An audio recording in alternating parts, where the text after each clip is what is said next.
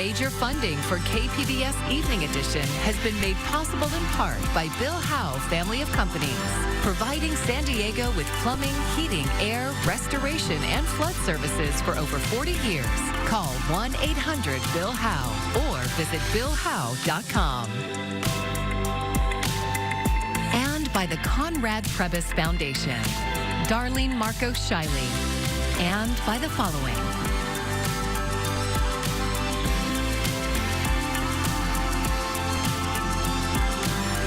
And by viewers like you. Thank you.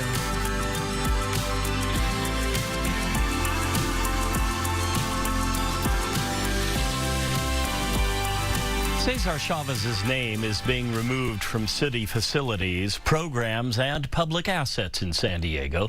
Thanks for joining us. I'm John Carroll in for Maya Trabulsi.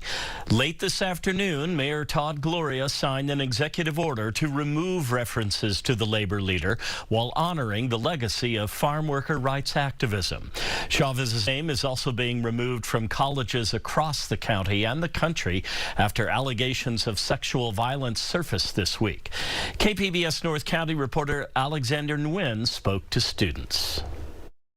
A statue of Cesar Chavez used to stand on the steps leading to the Central Plaza at Cal State San Marcos, greeting students as they head to class. Was the idea when it was put here, I think, to help motivate students. But now only discolored blotches of cement remain where the statue used to be.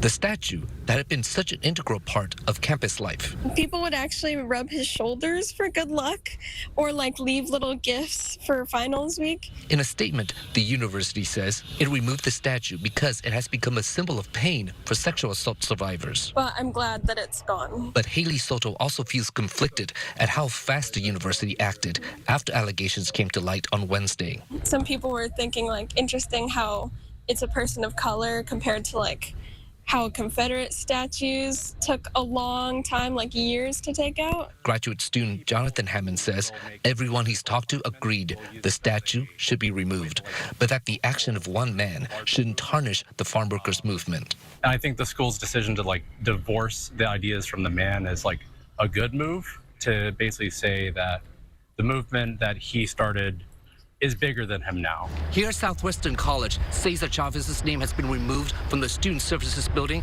and his name covered up on the wayfinder behind me. Chavez's name used to be on top of the building and on the placard in front, and what couldn't be removed is now covered up. Genesis Dominguez has mixed feelings about that.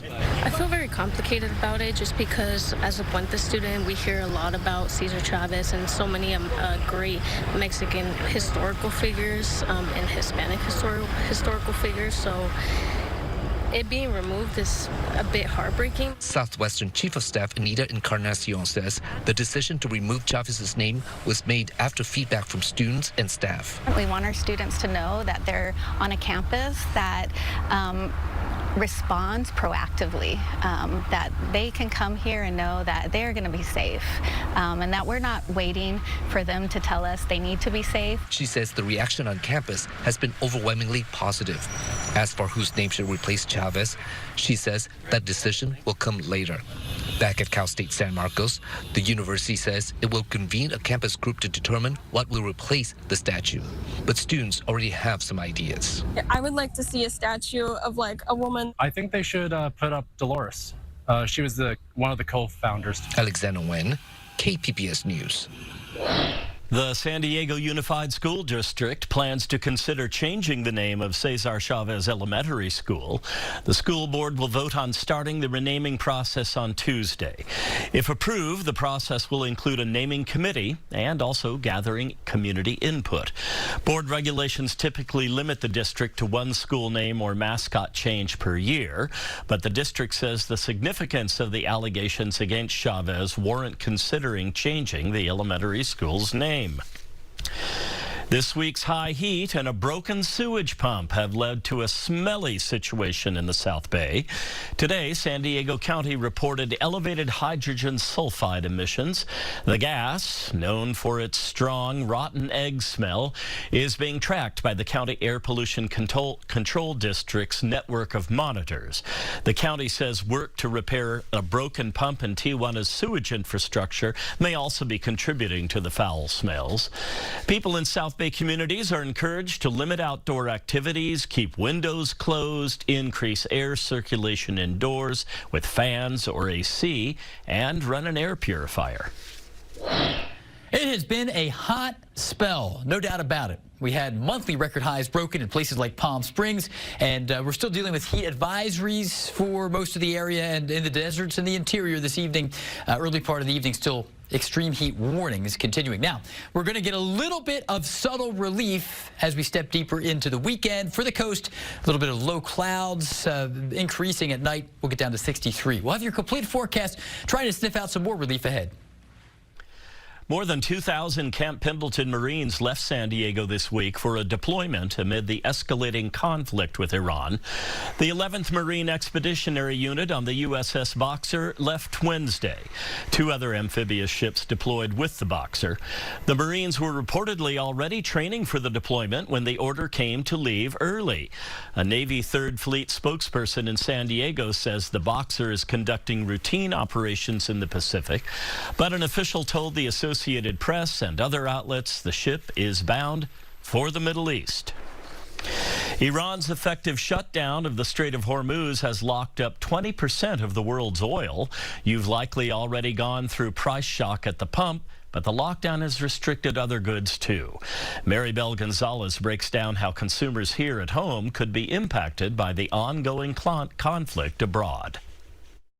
From the gasoline that powers transportation to the packaging of everyday items on store shelves, oil is essential. Oil and petroleum goes into almost every product that's produced. And now more expensive due to the ongoing war in Iran. The global oil benchmark hit $115 a barrel Thursday after Tehran's retaliatory strikes on energy infrastructure in Qatar and Kuwait. Economists say this could have an effect beyond just prices at the pump. The synthetic plastic that they use, right, to make pill bottles or saran wrap, plastic wrap that goes on products, that is a hydrocarbon-based product. The raw material for that is oil. More than a quarter of the world's helium comes from Qatar and travels through the Strait of Hormuz, according to the U.S. Geological Survey. It's vital for cooling MRI machines and making AI chips, and is already in short supply. Aluminum is used in large building materials. Its price has surged to a 4-year high because of the strait's closure. If this continues, they're going to be in a bind because they're going to have an economic slowdown that's like a recession, but they're going to have inflation. And when this happens together, we call it stagflation. But Vice President J.D. Vance is urging patience. It's not going to last forever. We're going to take care of business. I'm Maribel Gonzalez reporting. Gas prices keep rising here in San Diego County. Today, a gallon of regular gas will cost you an average of $5.72. That's up from about 3 cents from yesterday, 27 cents more than 1 week ago, and over $1 higher than 1 month ago.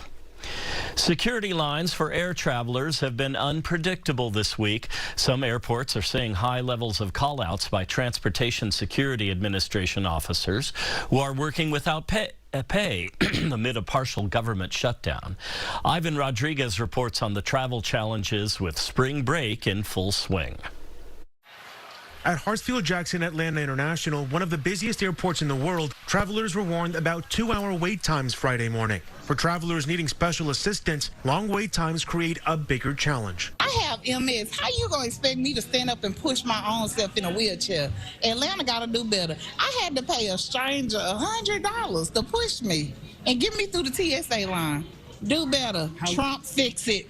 Hartsfield-Jackson isn't alone. Passengers also endured long security lines at Houston's Bush Intercontinental Airport that exceeded 3 hours. Meanwhile, at other airports, including those in Denver, Charlotte, and Detroit, security lines were a breeze late Friday morning. For this family trying to make it through security, their hope is the partial government shutdown ends so TSA workers can get paid. They should be paid. They need to be paid. TSA workers recently missed their first full paycheck since the partial government shutdown began in mid-February after funding for the Department of Homeland Security lapsed. On Capitol Hill, the impasse shows no sign of breaking anytime soon. Transportation Secretary Sean Duffy says if Congress can't come to an agreement on funding DHS, air travel will only become more difficult. This is going to look like child's play, what's happening right now. You're going to see small airports, I believe, shut down. You're going to see extensive lines, and air travel is going to almost come to a grid halt, stop.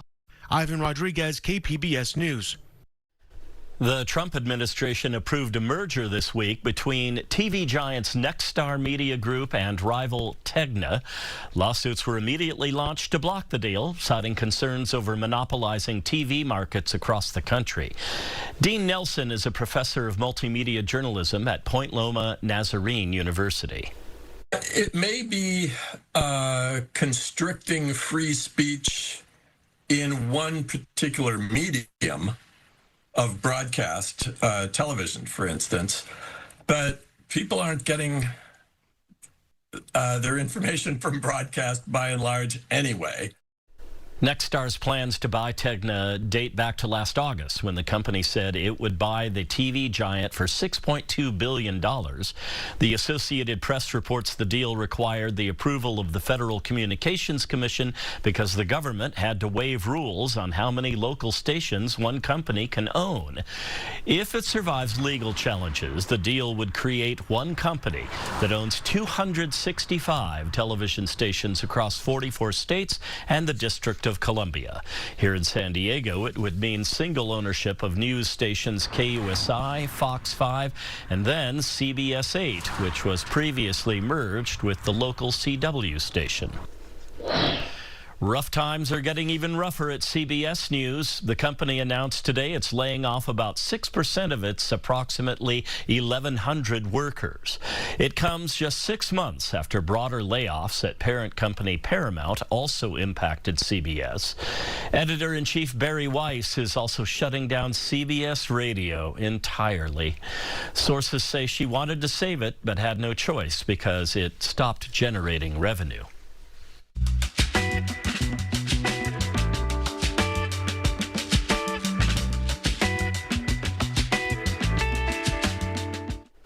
Most local governments in San Diego County will need to make changes to comply with new state transparency requirements starting this summer. KPBS Public Matters partner iNewsSource has ranked our local governments based on their commitments to sharing information publicly. Katie Futterman is the reporter behind this transparency ranking, and she joins me now. Katie, welcome. Thank you. Can you give us a brief synopsis of how governments were graded in your report? Yeah, so we used a broad rubric looking at their website and their meetings and gave them points for different things that we measured as accessibility. Some were required by law and others were extra credit or just things that we thought would help them with accessibility. So what did you find that governments were missing? Yeah, so about 3/4 of the governments were missing the ability to have live remote public comment, which basically means being able to call or Zoom in and give public comment live. It's not required right now, but yeah, it will be required by July. Okay, so that's some of the ways they were falling short. What do they need to get going by July to be in compliance with this new thing? Yeah, so there's that live remote comment option. So all of them said that they were going to be in compliance by July, so that's good. And then the other requirement in that same law is more translation for depending on your population. You need to translate your agendas into that language.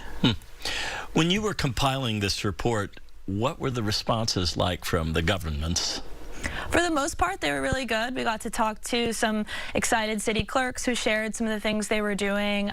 They also, a lot of them, wanted to make adjustments based on what we found. So we found, you know, for instance, in Imperial Beach, we found that they were not listing their officials on their agenda. We pointed that out, and they said they were going to look into making that change, and we saw that across the board for the most part. Yeah. Okay, so we've pointed out some of the things where they need to get their act together. What were the local governments doing well that you found? Yeah, they were all posting their agendas 72 hours in advance, which is required and great. They were also, a lot of them, you know, providing live streaming options, also posting all the videos on their website so that people could watch later. And a lot of them at least had emails for their council members or officials. Some of them had phone numbers. Work like this is so important for those of us who are following local government, and we all should be. Katie Futterman, thank you so much. Appreciate that. iNews Source is an independently funded nonprofit partner of KPBS. This story is part of our Public Matters partnership. To find out more, go to kpbs.org/Public Matters. I'm William Brangham. Tonight on the NewsHour, President Trump lashes out at NATO allies for not helping to secure the Strait of Hormuz. Coming up at 7 after Evening Edition on KPBS. The San Diego City Council approved a plan on Monday to lower speed limits on hundreds of miles of roads. But as KPBS Public Matters reporter Jake Gatta explains, it's likely more will need to be done to get drivers to slow down. Lower speed limits are coming to San Diego, but will that really make our streets safer? On Monday, the City Council approved a plan to change the speed limits on roughly 20% of the city's roads. The plan identifies specific areas for speed reduction: school zones, roads with lots of pedestrian or bike traffic, and places with a history of traffic deaths. Because slower speeds save lives. According to the National Transportation Safety Board, the chance of a person dying when they're hit by a car increases dramatically the faster that car is going. Here in Pacific Beach, 2 people on bikes and 1 pedestrian were hit by cars and killed in just the past 3 months. All 3 of those fatalities occurred on roads that would see their speeds reduced under the new plan. David Cathell from the neighborhood group Beautiful PB says tragedies like these can be prevented. I think a lot of people can agree that were all the drivers to be operating their vehicles at a lower speed, it could have potentially prevented some of the deaths and certainly injuries that occur from people driving at too high of speeds and recklessly around the neighborhood. Council President Joe LaCava said he knows posted speed signs aren't always enough. We are not so naive to not recognize that, in fact, a lot of people continue to ignore whatever the posted speed limit is, but it is a step in the right direction. And former city planning director Bill Fulton said lower speed limits won't be enough to slow down drivers. He said drivers respond to 2 things: enforcement they can see and changes to infrastructure. So what type of infrastructure slows down drivers? Cathell says there's lots of options, like modifying intersections with extended curbs. Curb butt-outs are something that we're very supportive of due to the fact that they're relatively inexpensive and easy to put in. Speed bumps are another great option. Roundabouts, of course, are something that there's a lot of support for, but are on the more expensive side. That high cost to build is why there's currently a backlog of thousands of traffic safety improvements waiting for funding. But LaCava said so-called quick-build options can help speed up traffic installations, even with limited funds available. The difference between doing a full-blown concrete landscape roundabout versus the quick-build implementation of a roundabout can make all the difference in terms of how long it takes us to have the funding to actually implement that. For residents in PB, those quick builds can't come quick enough. Everything seems to cost money, whether it's expensive roundabouts or even just replacing some of the speed limit signs. So we're really hoping that the city is going to support this initiative and find the money that is needed to make these changes. Jake Gatta, KPBS News. People in San Diego County are living longer. That's according to new data published this week by the county's Health and Human Services Agency. But KPBS health reporter Heidi DeMarco says a closer look reveals big differences between communities and a shift in the leading causes of death. In Coronado, life expectancy is the longest in the county, over 87 years. But just a few miles away in Lemon Grove, it's the lowest, just under 79 years. That's according to new data from the county's Community Health Statistics Unit. Public health experts say these gaps reflect access to care, housing, and support, and show how where you live can shape your health over a lifetime. Our experiences from the culture that we're within have an impact on our physical health and our mental health. And I think that both of those can contribute to someone's quality of life. Lemon Grove is also one of the communities hit hardest by overdoses. In 2024, the overdose death rate here was nearly double the county average. At the same time, overdose deaths across the county are going down from more than 1,200 in 2023 to under 1,000 in 2024. Overdoses are a factor in the unintentional injuries category. The decline is reshaping life expectancy data. Cancer is still the leading cause of death, and heart disease remains second. But when overdoses went down, stroke rose to the number 3 spot. I've definitely noticed a decrease in the amount of people that community members are reporting having seen overdosed. Kayla Houston is with Father Joe's Village's street health team. A big part of her work is harm reduction. That includes handing out naloxone, the overdose reversing medication. I've also seen a lot more people requesting fentanyl and xylazine testing strips so they can test their product. Houston says the county's data reflects what she's been seeing on the ground, that the harm reduction approach is working. So that feels like progress for us, to know that the tools that we're trying to, not only the tools, but the education that we're trying to provide the community members is being put to use. But she says the broader gaps remain. Even as San Diegans live longer, these numbers show that your zip code can influence how long you live and what you die from. Heidi DeMarco, KPBS News.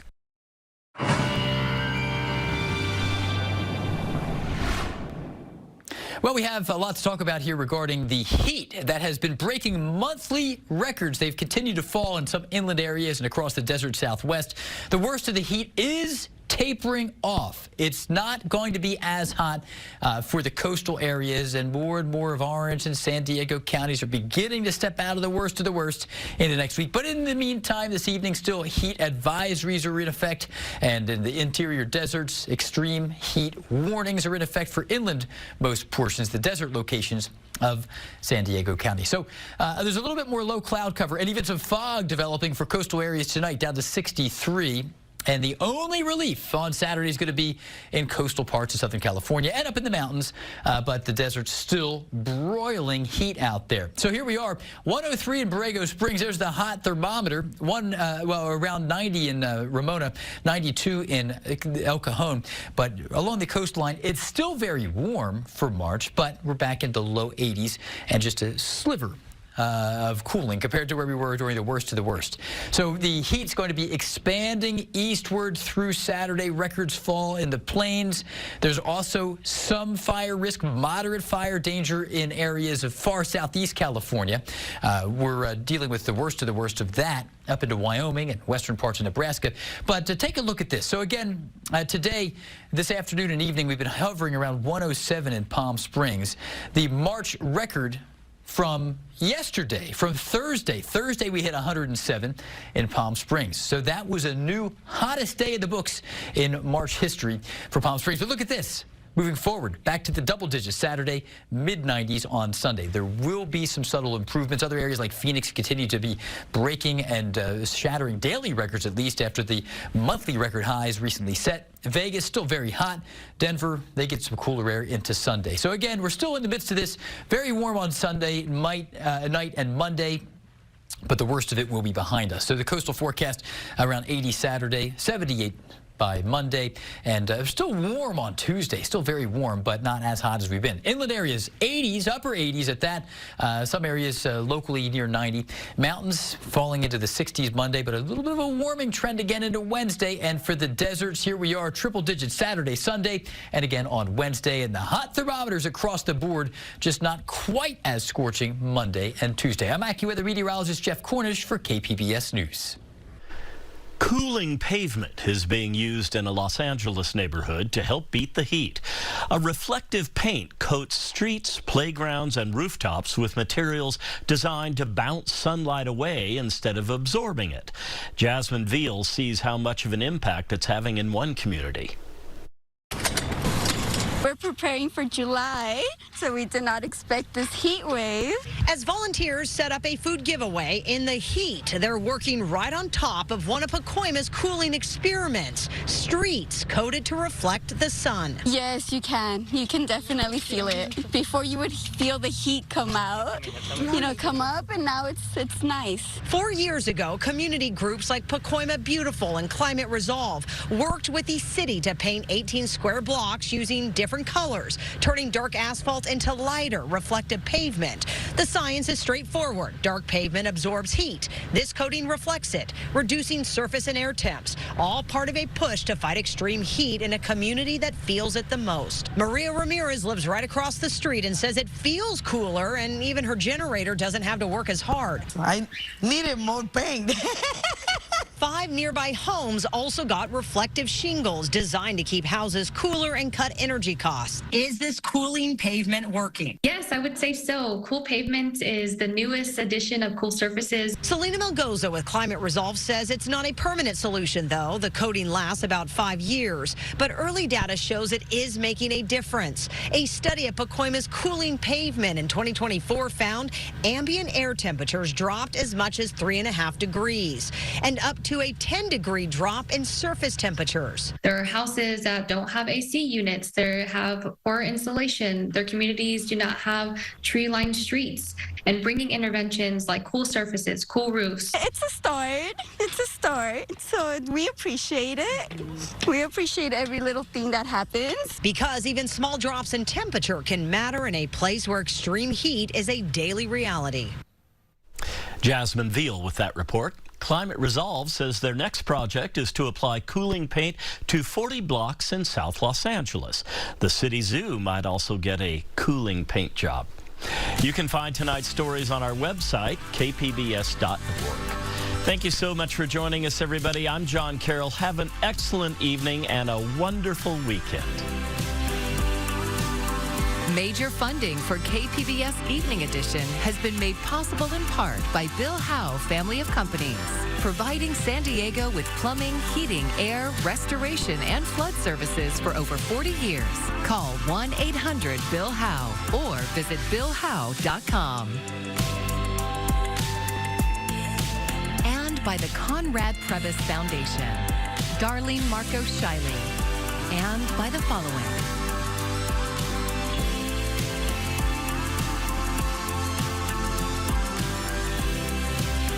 By viewers like you. Thank you.